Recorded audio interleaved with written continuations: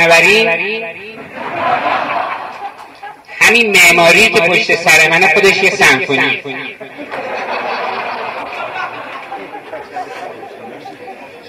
منتها بعضی ها نمیشنون. تک تک ذرات این عالم نهان با تو میگویند روزان و شبان. ما سمیعیم و بصیر و باهوشیم، با شما نامحرمان ما خاموشیم. ما یه استادی داشتیم، خدا رحمتش کنه، مرحوم پدرم رو عرض میکنه،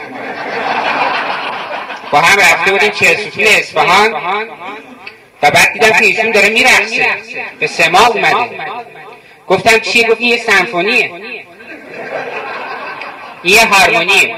گفت هارمونی یم هارمونی یم هارمونی، سمفونی یم سمفونی یم سمفونی.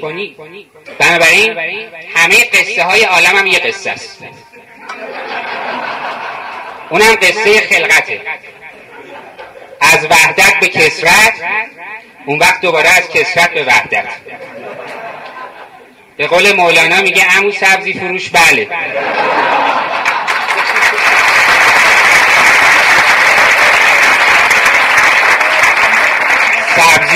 سبزی گل داره بله، درد دل داره بله.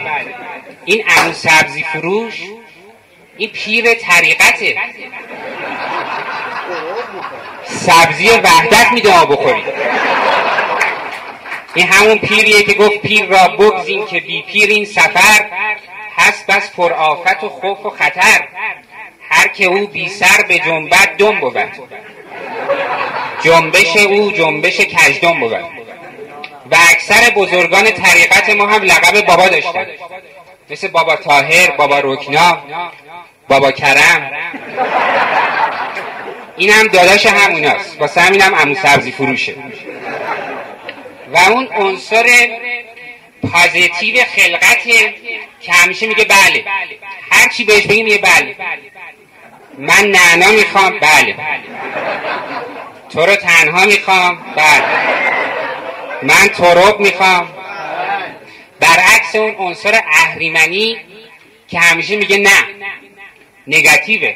چون وقتی شما میگین بله دیگه بله کار تمومه، ولی وقتی میگین نه تازه میگی چرا نه. تازه اول گفتگوه، گفتگو هم که آیین درویشی نبود، ورنه با تو ماجراها داشتیم. اون همیشه میگه نه، من زن سرهنگ نمیشم. ولی چرا نمیشم؟ من زن ملا نمیشم. چرا نمیشم؟ بنابراین میگه که سبزی گل داره بله. سبزی در ادبیات جهانی نماد و سمبل وحدته. The green of the world in the university.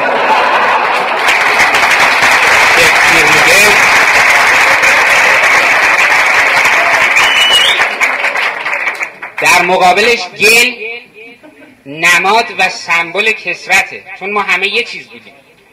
وقتی خداوند گل ما رو آفرید، گل آدم بسرشتند و به پیمانه زدند، وارد عالم تعینات و تکثرات و مادیات و نفسانیات شدیم. بنابراین سبزی گل داره، از سبزی به گل، از وحدت به کثرت. اینجا پرده اول نمایش خلقت تموم میشه. بعد میگه درد دل داره بله.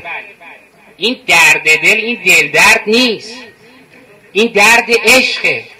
گفت درد عشق است و جگرسوز دوایی دارد، اشک خونین به طبیبان بنمودم، گفتند درد عشق است و جگرسوز دوایی دارد. این همون دردیه که توماس ادیسون، اون شاعر بزرگ بلژیکی، توی اون شعر معروفش سمفونی آسمان ها میگه سلیما منذ حلت بالعراقی الاقی من نواها ما الاقی الا ای ساربان محمل دوست الا رکبانکم تال اشتیاقی. سلیما معشوق از وقتی رفته به عراق، از دوری روی او دیدم و چشیدم و کشیدم اون چه دیدم و چشیدم و کشیدم. بنابراین این درد عشق و عشق هم همخانه وحدته. جان خوکان و سگان از هم جداست، متحد جانهای عشاق خداست. بنابراین این عشق همخانه وحدت، از سبزی به گل، از وحدت به کثرت و بعد از گل به درد، دوباره از کثرت به وحدت، بعد از درد دلم که اسهاله و دوباره کثرت.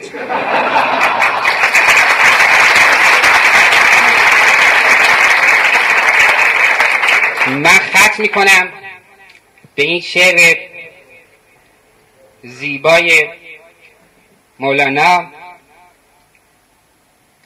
که میفرماید که حب نبات است پدر سوخته، آب حیات است پدر سوخته. این همونیه که گفت دوش وقت سحر از قصه نجات هم دادند و اندران ظلمت شب آب حیات هم دادند. اون آب حیات همین پدر سوخته است. آب حیات است پدر سوخته. بس که سیه چرده و شیرین لب است، چون شکلات است پدر سوخته. این پدر رو نباید با عقده ادیپ اشتباه بگیریم.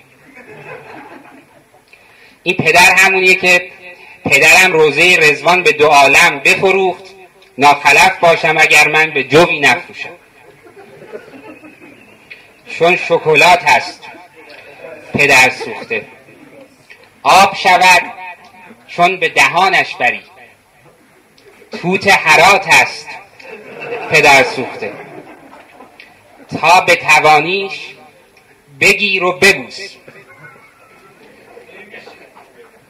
البته میشه به جای بوسه ای از لب لعلش نچشیدیم و برفت، از کلمات دیگه استفاده کرد که منتها شبکه 4 سانسور میکنه.